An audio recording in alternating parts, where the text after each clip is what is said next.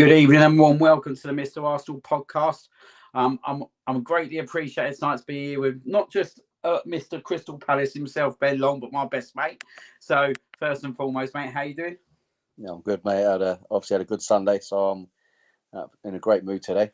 Yeah, I bet you are, mate. I bet you are. Well, we're gonna have a big chat about yesterday, and discuss obviously that massive win at the Amex, where you beat Brighton 3-1.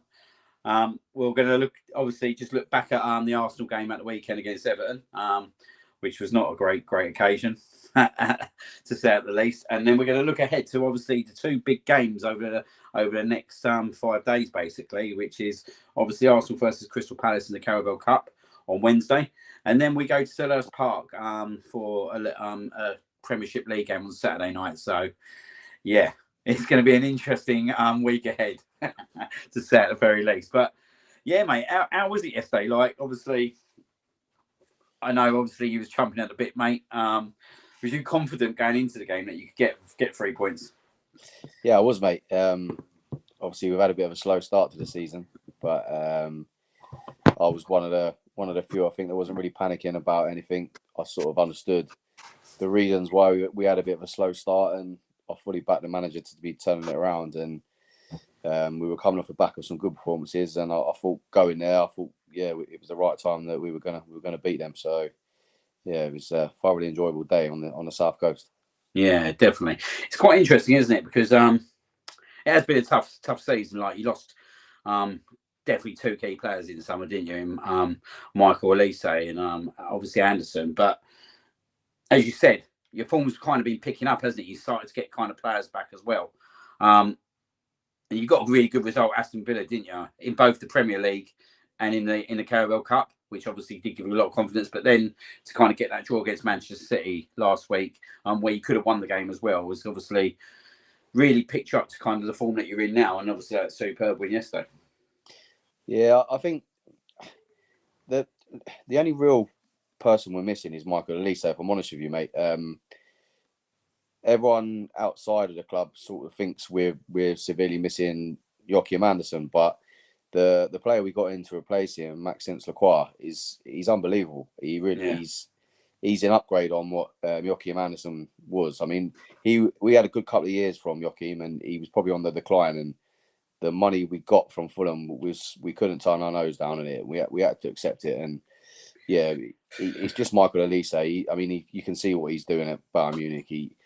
He's an absolute class footballer, and we obviously struggled to replace him. We couldn't really replace him, and then we had a lot of players that went deep into international tournaments in the summer. We had the 4 England guys, we had a couple of Colombians, we had Mateta go into the Olympics. So we never really had a proper pre-season with the first team as such. So a lot of that is attributed to our slow start, but I just believed in the manager, and we've got such a good manager. And I knew, given a little bit of time, get everyone up to speed, I knew we'd be absolutely fine. So I wasn't panicking at all, mate. And sort of we're seeing the fruits of our labour now in the last couple of weeks. So yeah, definitely.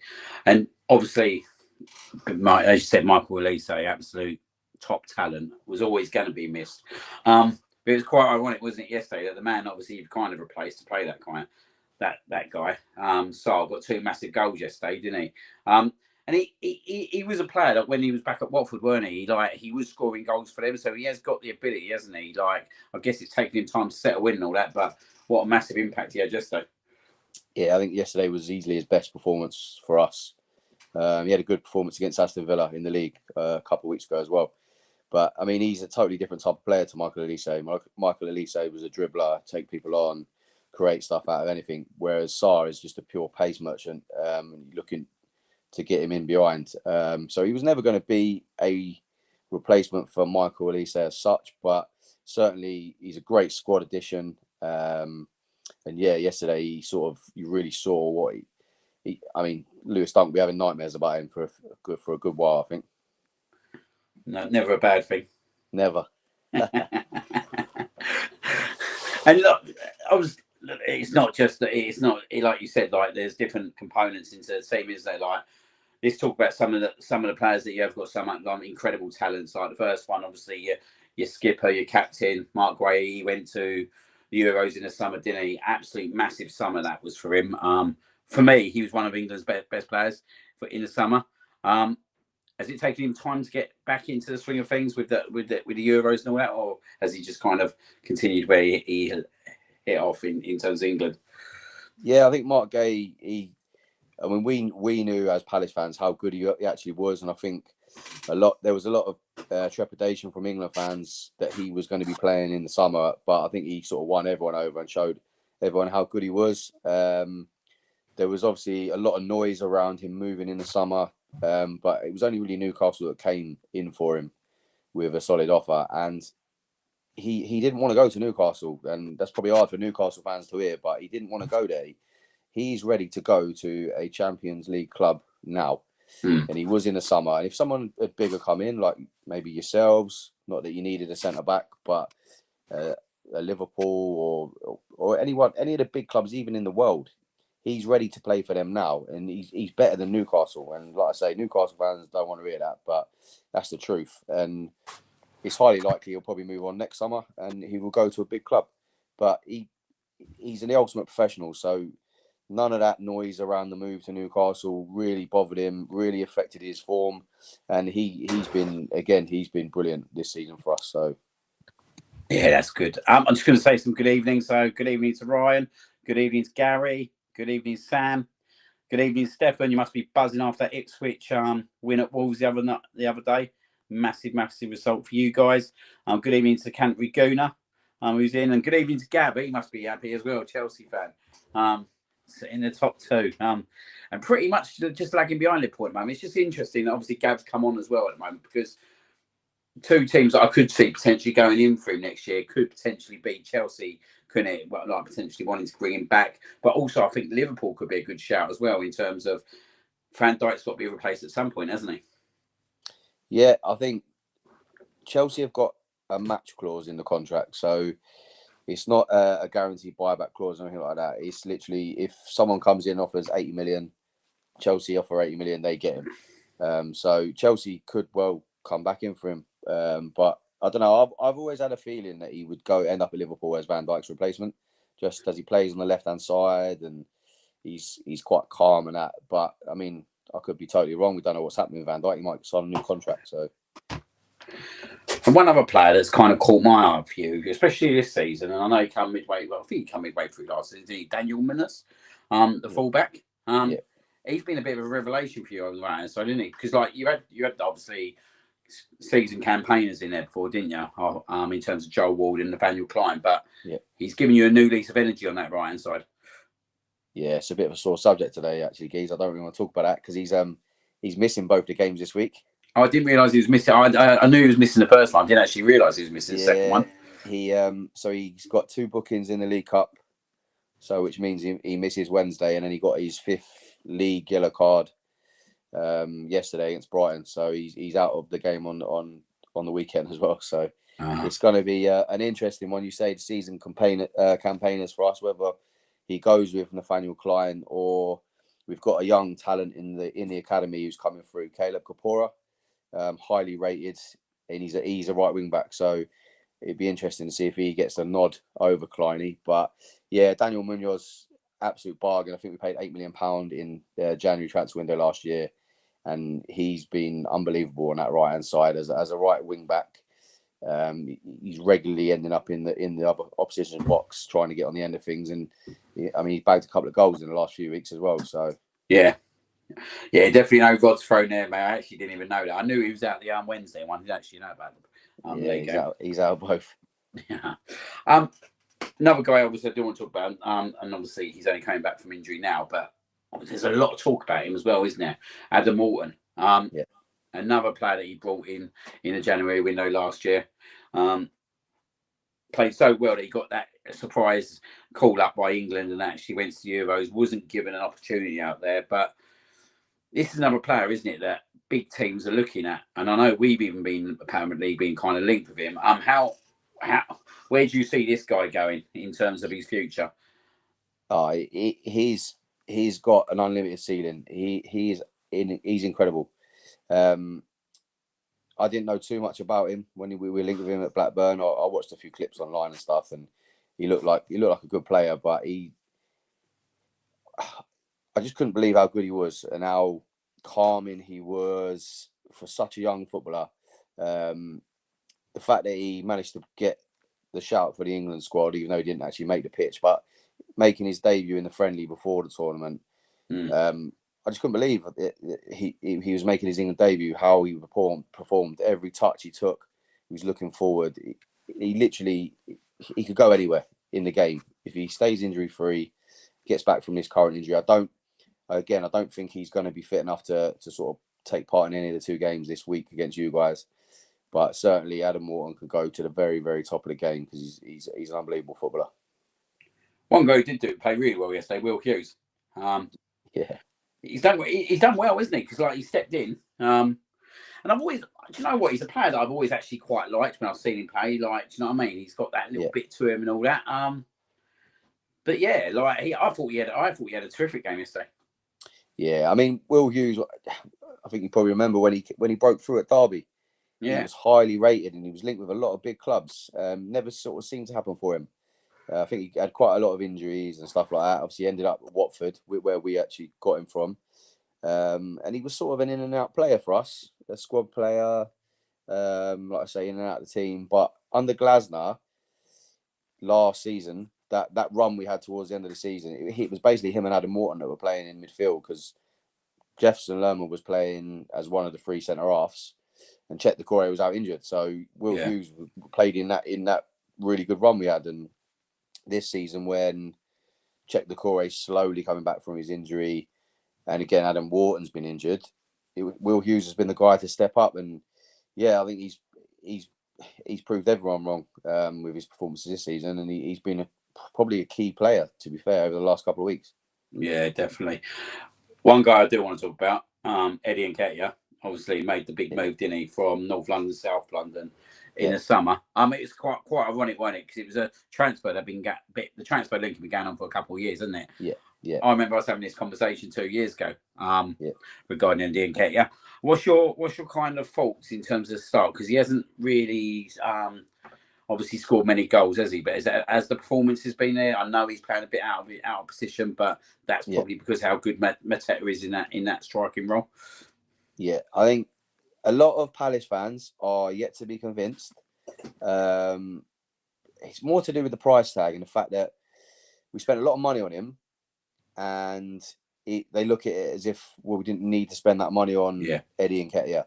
Now, I've always liked him, and I wanted him 2 years ago when we could have got him at the end of before he signed the new contract at Arsenal, and it was talked about a lot, and I think it was quite far down the road deal to be done from what I've been told. So I was really buzzing when we signed him. I was really happy. He, like I say, he hasn't really been given a chance down the middle in his preferred position.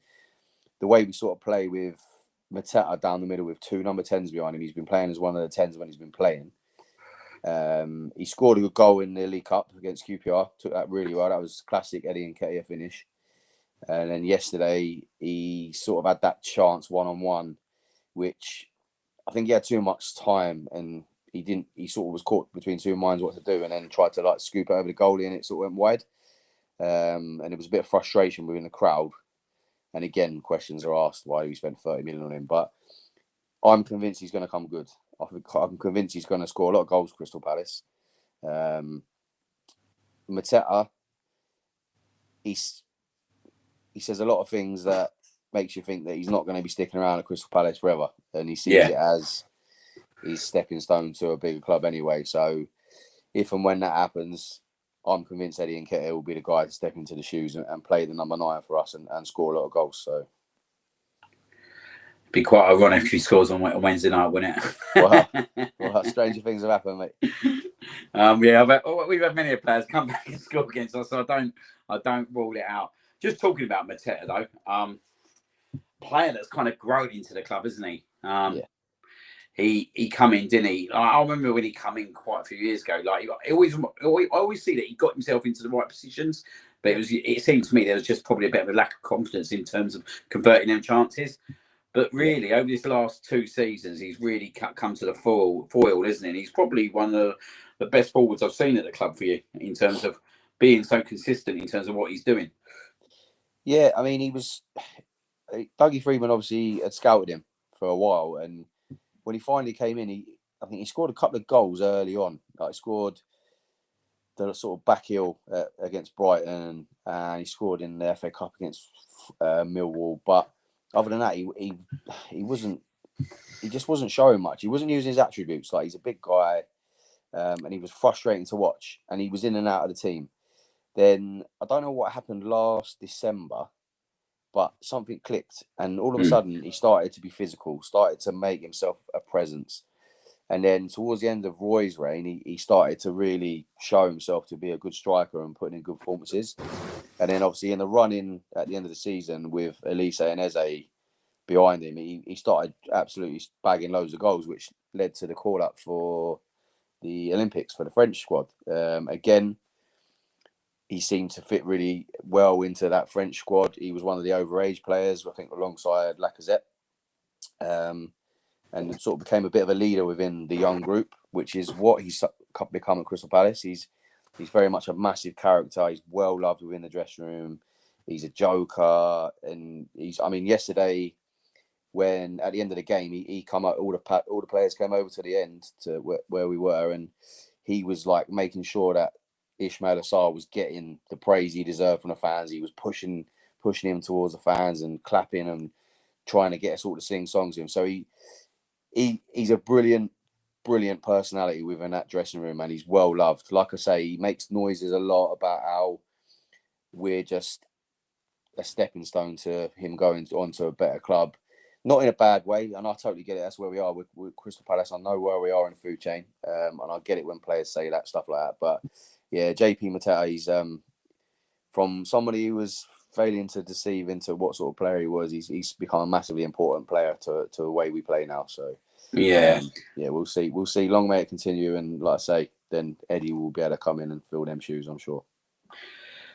Just going on in terms of kind of the manager, Glasner, he obviously was a bit of a revelation when he came in, wasn't he? Like, I know he kind of coincided at first with the Michael Elise return, but you hit a really, really good spell last year, didn't you? And I always say, right, you played Man City 4 games too early, because I honestly believe if you had played Man City at Selhurst Park 4 games later, we would have probably won the league.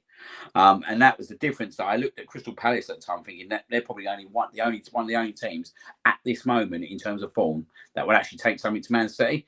But he got you really playing, didn't he? He got all the players playing, and it was like a breath of fresh air, wasn't it? Once it clicked. And I think it was the Liverpool game, wasn't it?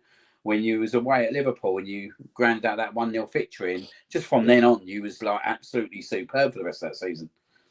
Yeah, I mean, he came. We got obviously Roy. We got rid of Roy, and Glasner came in. I think his first game was Burnley at home, and we won 3-0. There was signs in there of the way he decided to play, and then we went on a bit of a run where we didn't win for the next 6 games, and then I think it coincided with there was like a break, so he had a chance to take the whole team away, and we went over to Spain for a bit of warm weather training, and when we came back from that was when we played Liverpool away, and we ground out that 1-0 win, and then like I say, from there we just didn't look back, and the players had sort of bought into what he was trying and the way that he was wanted them to play. And again, Eze and Elise were just on a different level. They were ripping teams apart, those two, and Mateta was finishing the moves off, and Adam Wharton behind him was threading the balls, and it just everything clicked into place, and it was like we must have been the only team that didn't want the season to end when it did, because we were Champions League form the last 7 games of the season.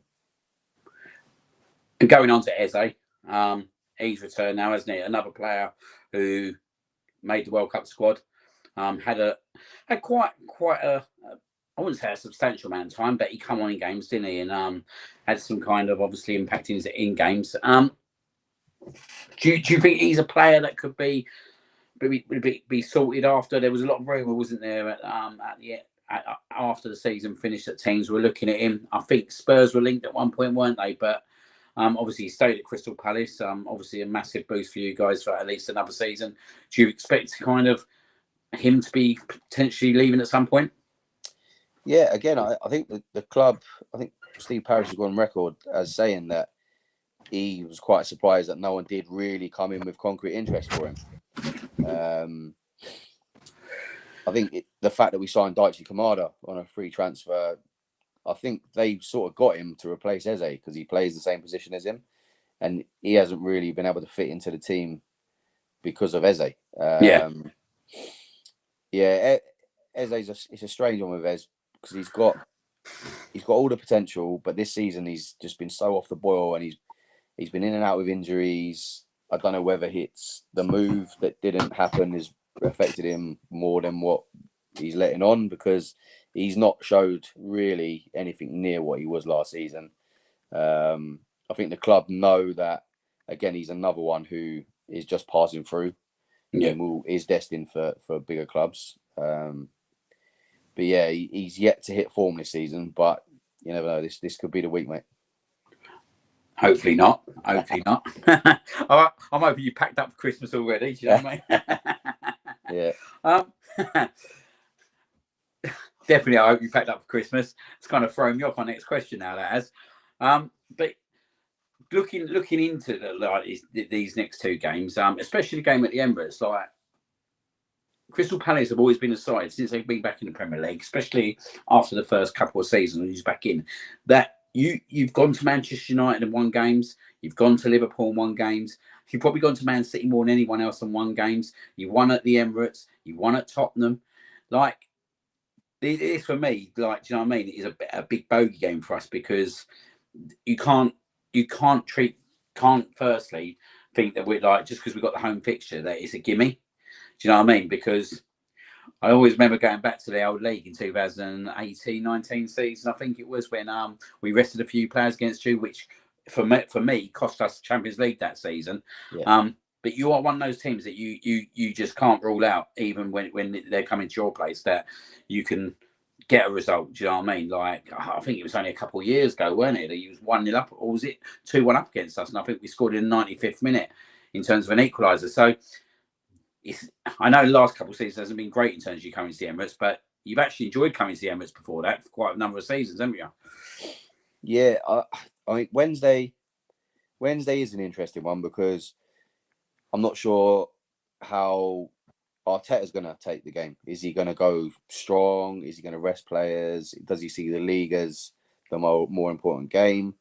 I'm pretty sure that Glasner will go as strong as possible with the comments he's been making about the cup, and he loves the cup competitions. And in his previous clubs, he's always took them really serious, which is a bit of a breath of fresh air for us, because previous managers haven't really.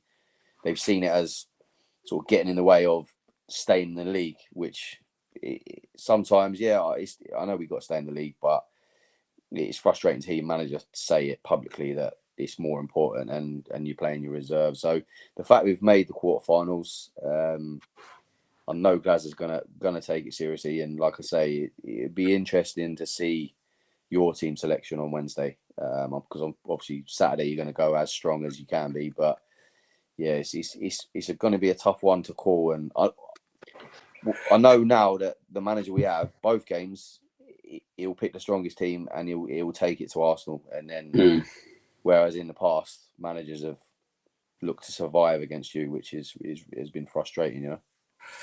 Yeah, I think it's an interesting one Wednesday night for us. Like, when you're in the fixture list, like, and with the number of Champions League games now, with the increase, you can definitely tell in terms of all the teams that they are struggling a little bit. Do you know what I mean? Like, I know Liverpool went down to 10 million the other day, but they struggled. Man City struggled. Chelsea got the win in the end, but pretty much Brentford give them a good game. Do you know what I mean? Yeah. And I look at our game on Saturday straight after Champions League, and I'll sit there and think, we need to go out. We need to go and win a trophy. Like, Arteta's in a situation at the moment, for me, that he has to win a trophy. Mm-hmm. We are just about in the league title race still, I think, and the only reason we are in the league title race, because if it was Manchester City that was top, you'd pretty much say it's probably game over already. But you look at kind of Liverpool, their last couple of games, you probably look at, they're a little bit more of an aging side, didn't they? Do you know what I mean? They did kind of filter at last season in February and March. So there is the question marks on that. But Chelsea have kind of stuck themselves in there, done really well. But I look at us and I think Arteta has to win a trophy.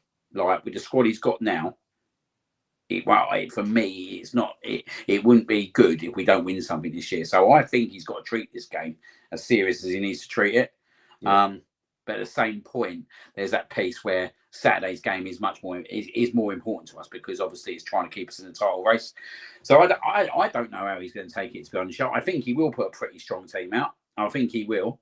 I'm hoping he does because I don't think we can be complacent, and I don't think we can treat you guys with complacency either. Because if we do that, we're out the cup. So I think it's an interesting one, but I'm pretty much like you.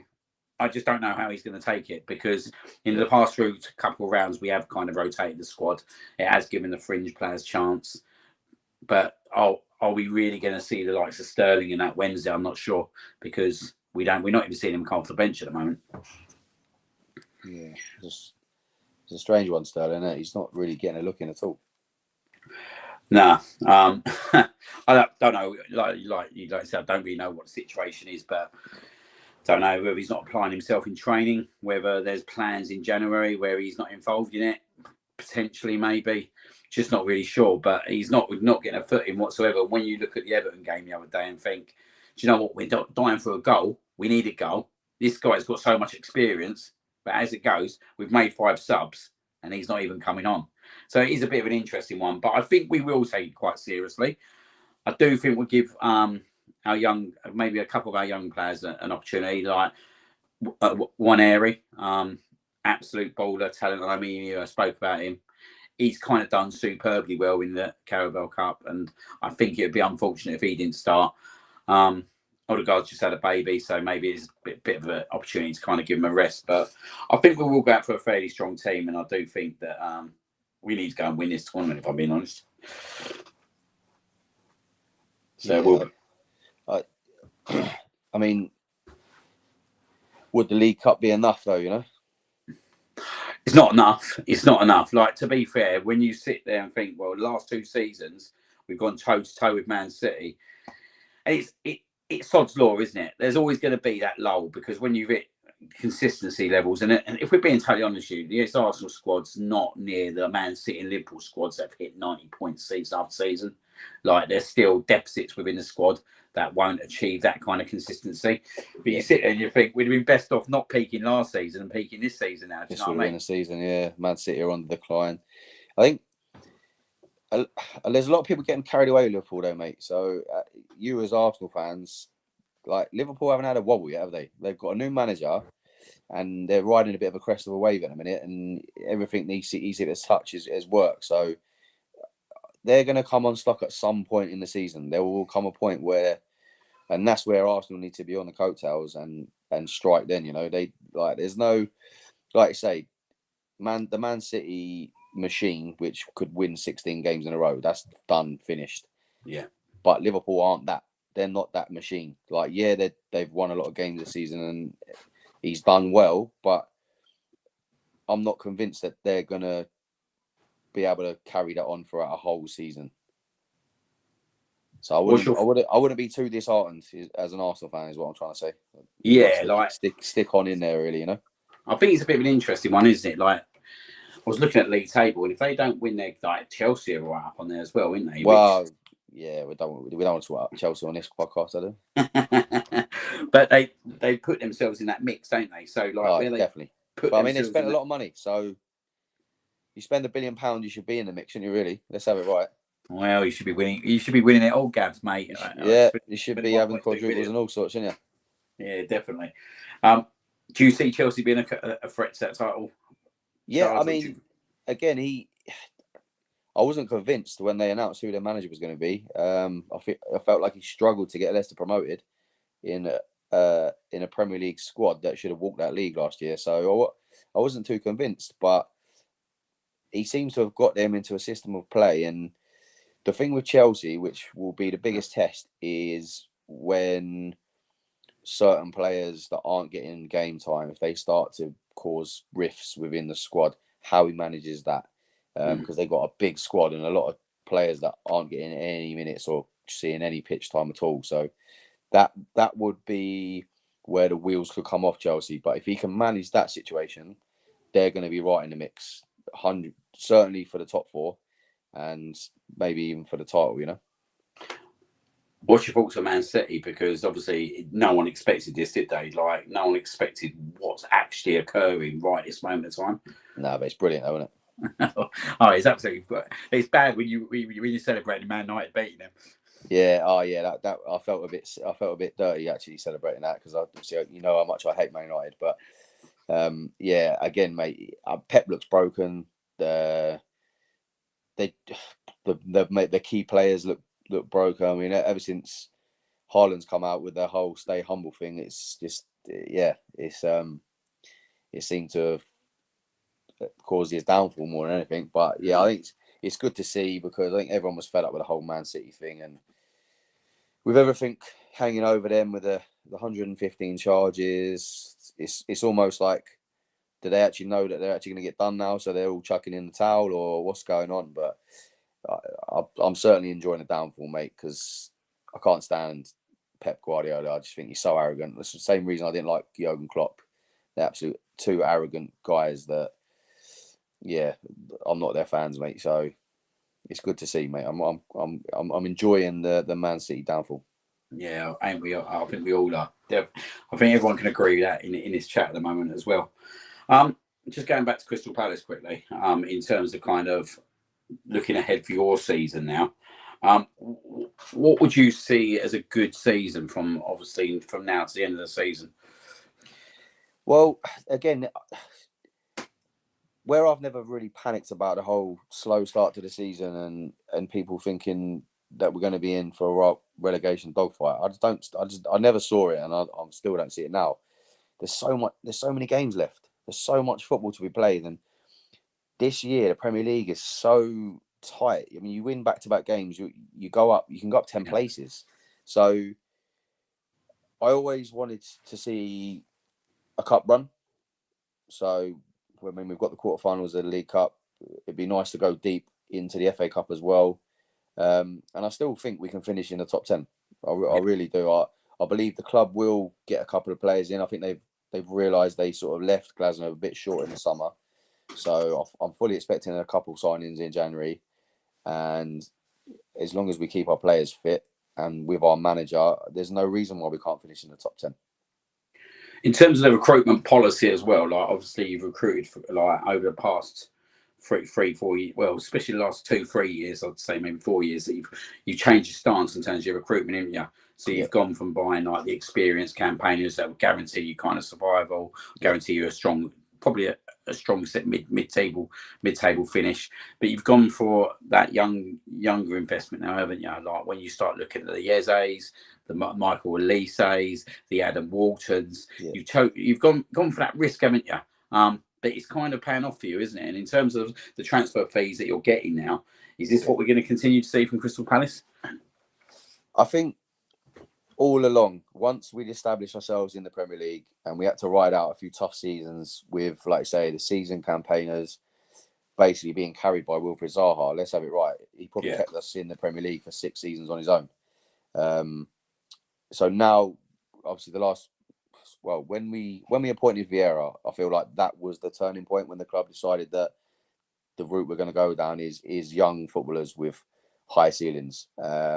And that's when I think that summer we signed Michael Elise for £8 million. We signed Eze, who'd been there for a year. We signed Mark Gay for £18 million. And from there, that's sort of, like you say, the road we started to go down.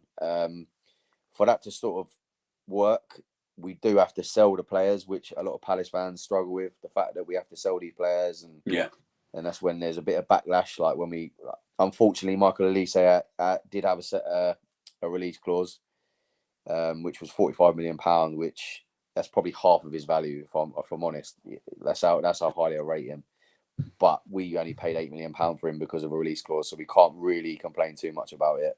But certainly, as we go down the next few transfer windows and we start to lose these superstars for bigger money, then that's when you'll see the reinvestment back into the club. And as long as they keep backing this current manager, it should stand us in good stead. I mean, we're still hopefully going to start the work on the new stand next summer, which has to happen for us to get better infrastructure, get more revenue in for match day revenue and non-match day revenue. Because like I said earlier, we know where we are in the food chain as the size of our club. So yeah, I mean, we've decided to go down that route. It's working so far, but for it to really properly work, we have to sell a few more players and see the reinvestment, and then sort of start again and get the next young guy off the production line. Yeah, because like you said, like there's been lots of talk, isn't there, in terms of like obviously extending the stadium, which has probably gone on for the last 6 to 8 years, isn't it? In terms of there's always been that they want to do it, don't they? Yeah.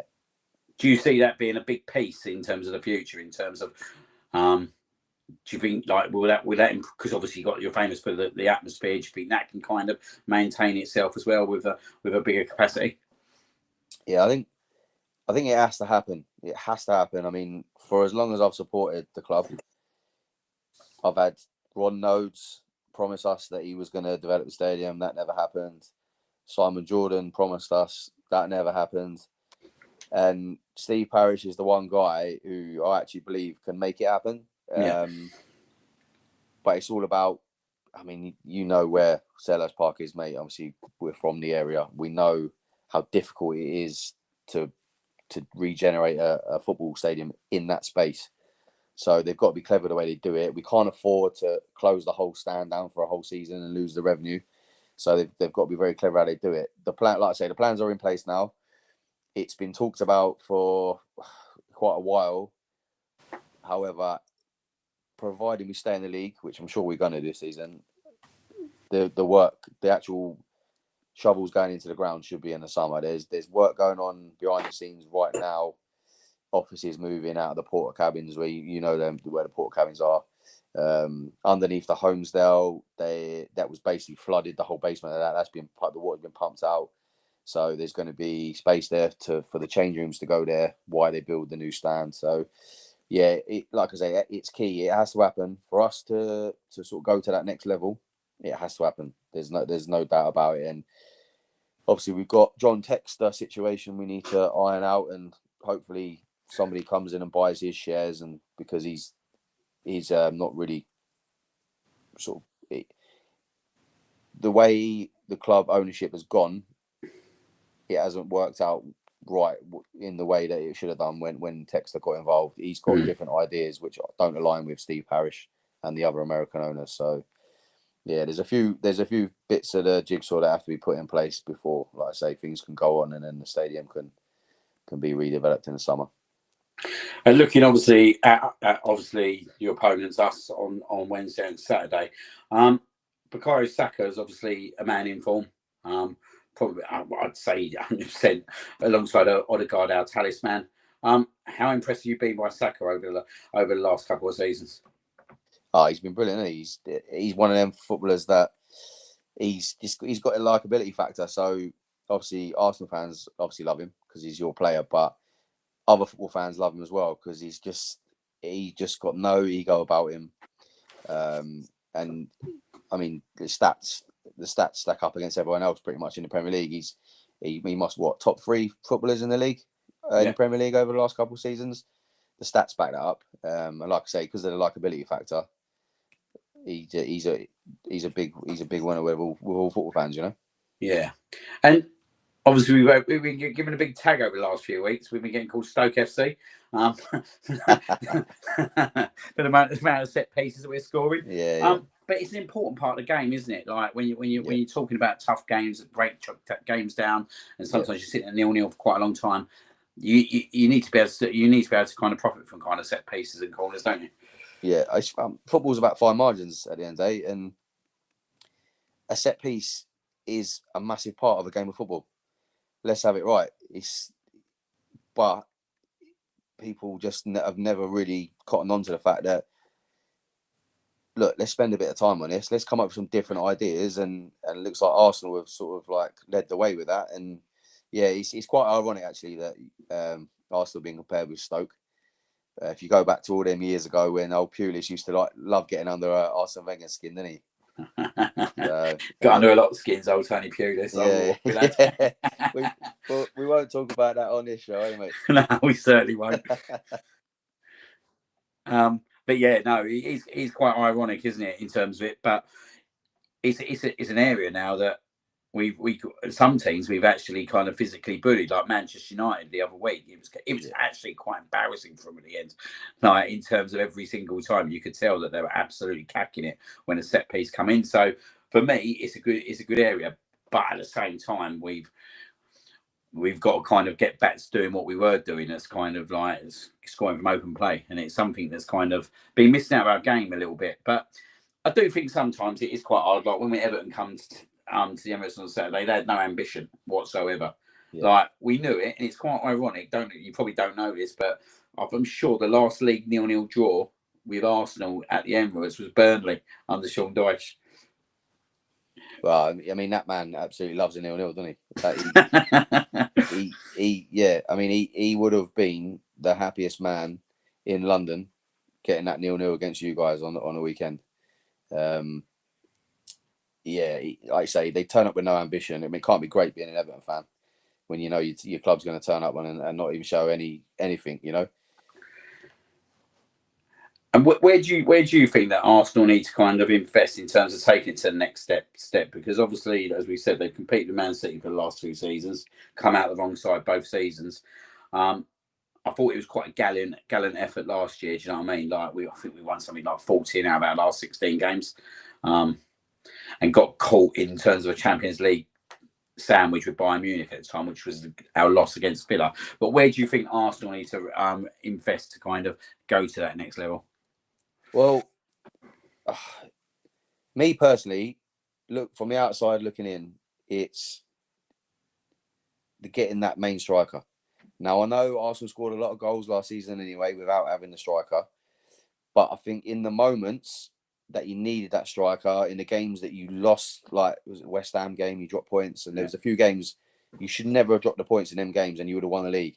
If you'd have had that main striker who bags 30 goals a season, he would have got you the goals in them games. Like I listen to TalkSport quite a lot on the way into work when I'm driving in, and Arsenal fans are saying, "Well, we don't need a striker because we score loads of goals anyway." But it's in them moments, that's when you miss that striker. Like say that Haaland or someone who's going to score you 20 plus goals, plays number 9, will take that chance in that moment. That's all I can see that Arsenal are missing. I mean, defensively, you're solid, superb. The two centre halves, probably the best centre half partnership in the league. David Raya has been brilliant in goal. Odegaard's incredible footballer. Declan Rice, he's been a great signing. Saka, one of the best players in the league last couple of years. So to me, that's what Arsenal are missing. They're missing that number 9 who's going to score the goals. Yeah, no, I totally agree. It's like you said, and you've said it really well. It's in them key moments. I look at Aston Villa last year away, Newcastle away last year, Aston Villa at home. Like we had enough chances in all 3 of them games to win the game, let alone draw the game.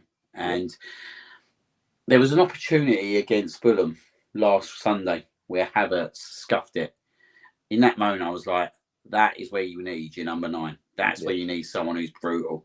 That's where you need like a killer. Do you know what I mean? And it's not easy to go out and find that player, is it? Like we're talking a player now that's probably going to be about 800 million if you're going to go out and buy him.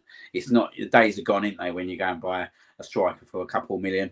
Not going to mention his name. We got a nice one from you once upon a time. £2.5 million. Unbelievable when you think about it now, isn't it? Unbelievable. But you think back then, right? What, like, that was the kind of signing that we needed at that point. I know we didn't go and do titles, but we did loads of cups and all that, and he was key to that. Do you know what I mean? And I remember at the time, mate. I remember you had Merce, Kevin Campbell, and Alan Smith at the time, and I remember they were like, "Why are you buying Ian Wright?" Do you know what I mean? And then look what he went on to do at Arsenal and scored the amount of goals he scored for Arsenal. But at the time, again, you had strikers there, good strikers, really good strikers. But Ian Wright was a different breed, wasn't he? The different breed. Do you remember the last League Cup game between Arsenal and Palace? The last League Cup game, was it the one? Was it a semi-final? Or was the one after that? 1993. When we won it. It was a 2-leg affair. That's right, because that was the year. I'll tell you why that was the year. That was the Coca-Cola Cup kid year, where we got labelled with Coca-Cola Cup kids. It was a Coca-Cola Cup, wasn't it? Yeah. And I think we beat Chelsea on that run-in, because we That played was on a soggy pitch, weren't it? Waterloo pitch. Chris Coleman scored that goal. It just trickled across, didn't even hit the net. It just rolled over Yeah. the line.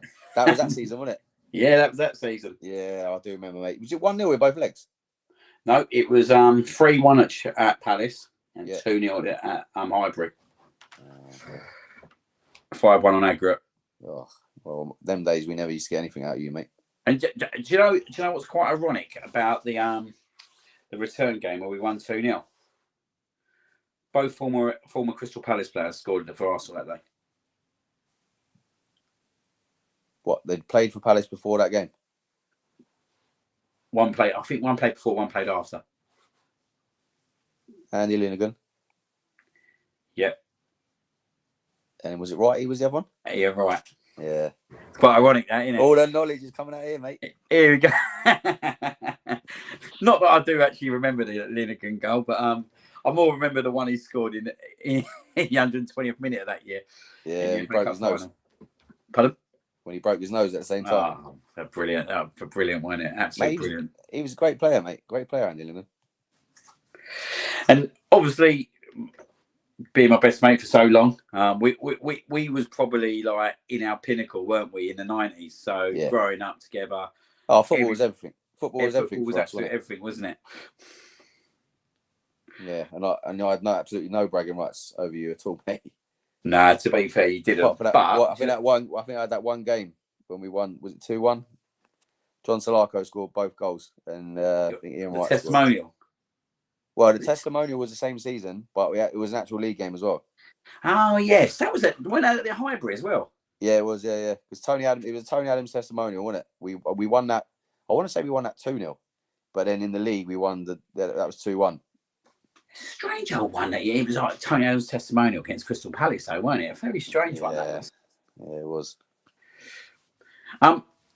Just going away from obviously Arsenal and Crystal Palace now. In terms of the Premier League this year, how you kind of seeing things like Ipswich have come up? They've actually done all right now. You got a good result there the other day.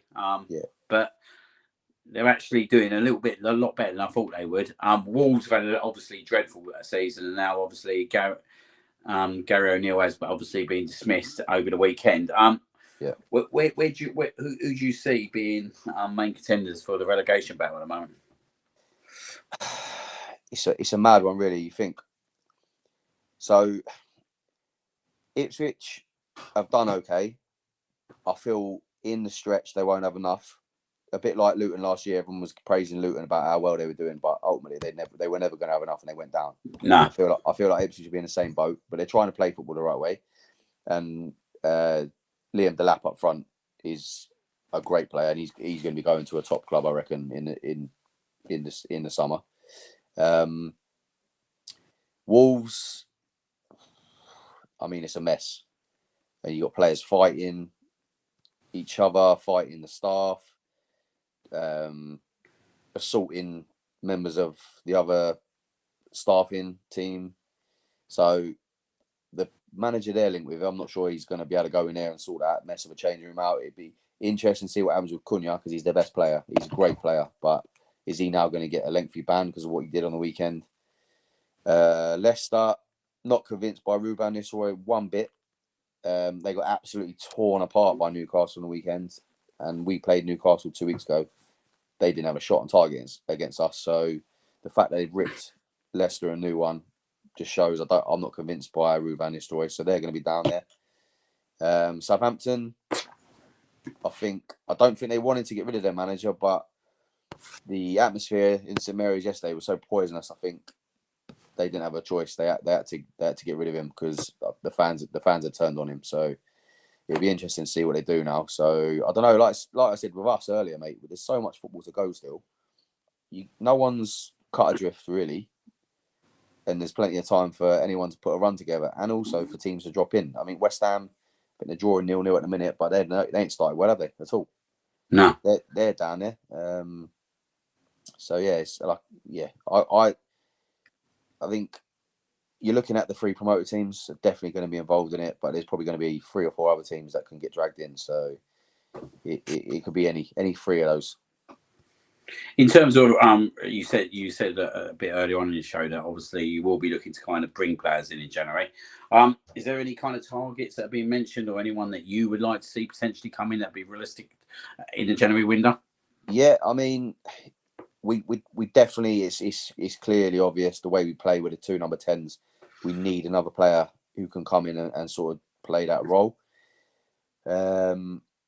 Names that we've been linked with: McAtee from Man City, great young player, would fit into that role. No problem at all. Chukwuemeka from Chelsea, we tried to get that over the line in the summer, couldn't quite make it happen. The issue with that one would be Chalobah, because we've got him on loan already, so they'd either have to maybe try and make that a permanent and then loan Chukwuemeka, or try and buy Chukwuemeka, which won't be cheap.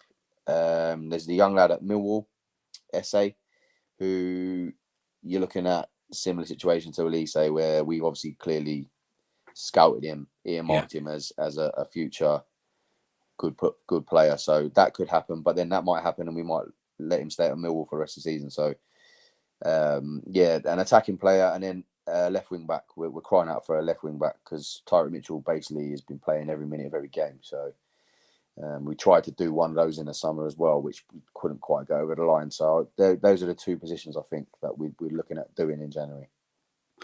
Talking about Chalobah, because he's another one, isn't he? That's kind of gone under the radar a little bit, but he's scored a couple of goals, hasn't he, so far?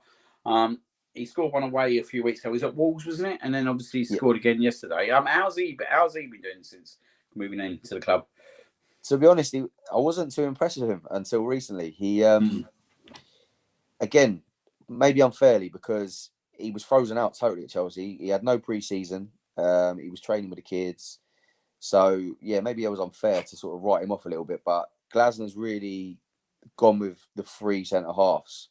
He's sort of stuck with them now, and they've had a good run of games together, sort of 9-10 games together now. And the last 2, I'd say Man City, Chalobah, that was his best performance for us by far. And then again, against Brighton, he was really good again. So maybe he's sort of grown into that now, and he's fit now. And he seems to have settled in massively to the club. I think him, Mark Gay, and Lacroix, the other centre half, as a 3 off the field, apparently they're really close. They get on really well. I mean, the way Chalobah was celebrating at the end of the game yesterday, he was dancing with the fans, and he seems to really get it, what it means being part of Crystal Palace. So yeah, he settled in really well. And like I say, the last couple of games he has performed quite well too. So. And lastly, obviously, just go into look at the Premier League game on Saturday at Selhurst Park. Obviously, just before Christmas as well, so someone's going to enjoy their turkey boy or someone else's. How do you see your approach that one? Because it's quite an interesting one. I actually think Arsenal are a better team away from home at times. They seem to play. They seem to be able to express themselves more and more away from home at times. Maybe the less pressure of the crowd. How do you see that game going? Again, it's not going to be like it used to be when you come up against us. Like we're not gonna sit in. We'll take a game to you. Like this is what Glasner seems to do now. He sets the team up in his structure, and we look to play against everyone now, and we look to take it to every team. So we'll take it to you. We'll give you a game. I've got no doubts about that. It's just obviously your level. Is it too much for us? Will you be able to? I don't want to jinx it and say can't see you blowing us away like you have done over the last couple of seasons. And again, it depends what happens on Wednesday, mate. If we go into Wednesday full strength, like I think he will, we got to get through that game without picking up any injuries and stuff. So the squad isn't big at all, mate. Like we've got a small squad. For some reason, that's the way they decided to go down this summer. So yeah, it's hard for me to sort of predict the Saturday outcome before Wednesday because we've got to see what happens on Wednesday. I mean, extra time potentially on Wednesday, haven't we? So I think it goes straight to penalties, don't it? Does it? Yeah, it goes straight to pens after night. Oh, that's good news. Oh, that's good news then. I thought we had extra time and all sorts. So no, I think it goes straight to pens. Oh, okay. But again, yeah, like I say, we've got to get through. It's a quick turnaround. We obviously played yesterday. You've had an extra day's rest on us already, so I'll get me excuses in now. I was wondering if you was putting that little snidey dig in just to remind me that if we do beat you, it's because of the extra days. And to be fair, it was an emotional game, isn't it? Like you're going away to Brighton, your rival, so that a lot of energy would have come out of that game, wouldn't it? Oh, definitely. The players. I could see the players putting it in. I could see the players putting it in yesterday, and the celebrations at the end were brilliant, and you could see that the players understood what it meant to us. Yeah. Which is great, and which is, I mean, that means a lot to fans. Knowing when you come up against your rivals, you want to see your players putting it in a bit more, and you want to see them celebrating with you at the end. So, yeah, they would have put it in. 100%, they would have put a bit in, and yeah, like I say, with the manager we've got, we're going to go strong on Wednesday, no doubt, and may the best team win. I think, like obviously, I'm going to say last, I think it's an interesting one having the 2 games in 3 days, one being at the Emirates, the other one being at Selhurst Park. But I do think it's about how the home team approaches the game in both the games. Yeah. I think that's going to be an interesting thing because I think, like you said, if you do kind of take the game to us, I think we're in for an absolute spectacular game on Saturday night because it's under the lights. Arsenal not always like going to Selhurst Park under the lights. I've had a couple of tragic times being there myself. I will never forget the 3-0. But do you know what I mean? So we know the atmosphere is going to be electric Saturday night. Yeah, obviously, if you're going to be pumped up for it, so we do need to be ready for that. Do you know what I mean? Because that's going to be a game and a half. But I think it will be interesting in terms of that game, how that kind of game pans out. Because I think it's going to suit both teams. I think it will suit us that you're going to come out us, but I think it will suit you as well because I just sit there. I looked at West Ham the other night, and until they decided to come out us after for 35 minutes being 4-0 down, you're like, what's the point? Yeah, do you know what I mean? Game's gone. You might just go at teams like us, go at teams like Man City, and that's what's kind of frustrated me of teams when I've watched them play Man City at times that they just sit there and allow it to happen. So I think we're in for. I especially think the Premier League game. I think we're in for a brilliant game there. Yeah, I agree, mate. I think it certainly it isn't going to be a dull 0-0 game. Put it that way. No. So yeah, I'm looking forward to both games. If I'm honest, mate. I mean, Wednesday we're taking 6,000 to the Emirates. It's going to be brilliant. The atmosphere is going to be brilliant. Obviously, we're getting to meet up beforehand. We'll have a couple of drinks before the game. Before we go our separate ways for the next few days. So yeah, we will be. We'll be in the old We'll be in the World's End on Wednesday night, as it's obviously a mutual pub. But yeah, like 6,000 Crystal Palace fans, it just adds to an incredible atmosphere, don't it? Yeah. I love it when it's like that. I love cup nights. I love the atmosphere. I love the away fans as well because I just think it adds to the game. Do you know what I mean? It brings more out in the home fans, doesn't it? When there's a boisterous away end, I feel like the home end would respond to that. So it makes for a better atmosphere for everything. Yeah, definitely. Well, hopefully we turn up as fans. But to be fair, that's one thing probably we have done over the last 2 years at the Emirates is actually start turning up and creating an atmosphere, which is something that we probably didn't have prior to that. So I do expect a really good atmosphere on Wednesday. I wonder if DT Scarf will make an appearance. His hat. Is it his hat? Yeah, his hat got chawed, didn't it? And I think we played you in the league and it was hanging off the top of the Hermsdale, which was quite funny. So, anyway, mate, I just want to obviously thank you for coming on tonight. It's been an absolute pleasure sharing the stage with you. And yes, mate. Yeah, let the best man win Wednesday, and then let the best man win Saturday as well. That's it, mate. Yeah, and whatever happens, mate, I'm sure we'll still be friends at the end on Sunday. Absolutely, mate. Absolutely. Just obviously want to thank everyone else for obviously coming into the channel tonight.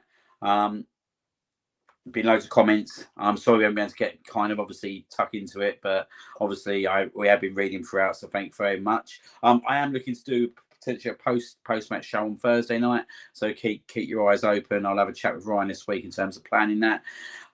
Ryan's obviously going to do a stream Saturday. I'm unfortunately not around Saturday night as I'm away, so I won't be doing the live stream, but I will be watching the game from some bar in Birmingham, which will be quite an interesting one.